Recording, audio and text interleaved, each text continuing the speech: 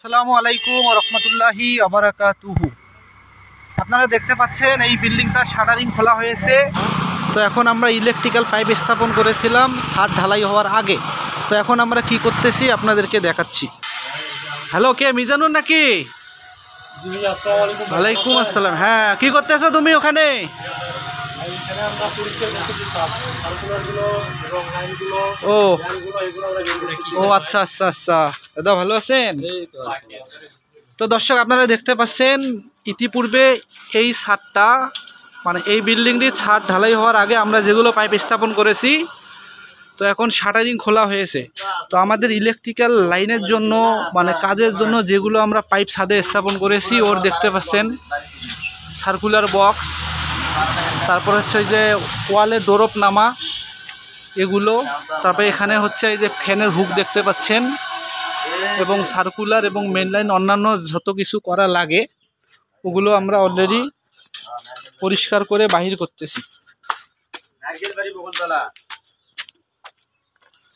দেখুন, এটা ছোট একটা ছাদ। তো আমরা এখানে পাইপ দাঁড়া করে দিয়েছি। কেন দিয়েছি?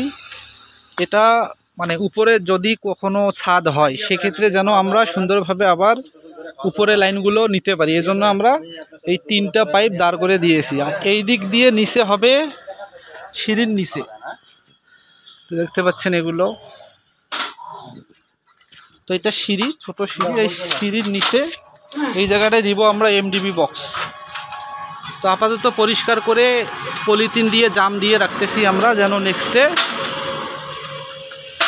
মানে প্লাস্টার ছাদ যখন প্লাস্টার করবে তখন যেন আমাদের আর মানে কোনো প্রবলেম না হয়, কোনো ব্লক না হয়। এবং আমরা এই যে জিএইটার দেখতে পাচ্ছেন, জিএইটার দিয়ে এগুলো ওয়াশ করে নিচ্ছি।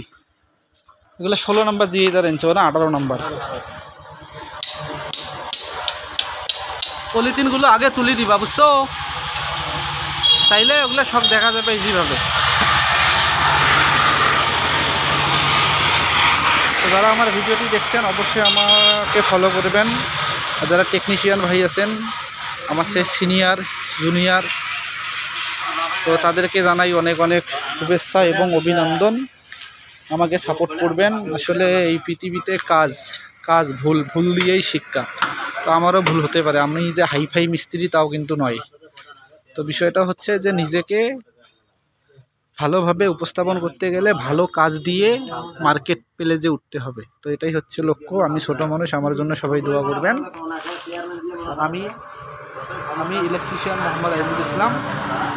তো ঠিক আছে, সবাই আমার জন্য দোয়া করবেন, আমি আপনাদের জন্য দোয়া করি। সবাই ভালো থাকবেন, সুরক্ষিত থাকবেন। যেমন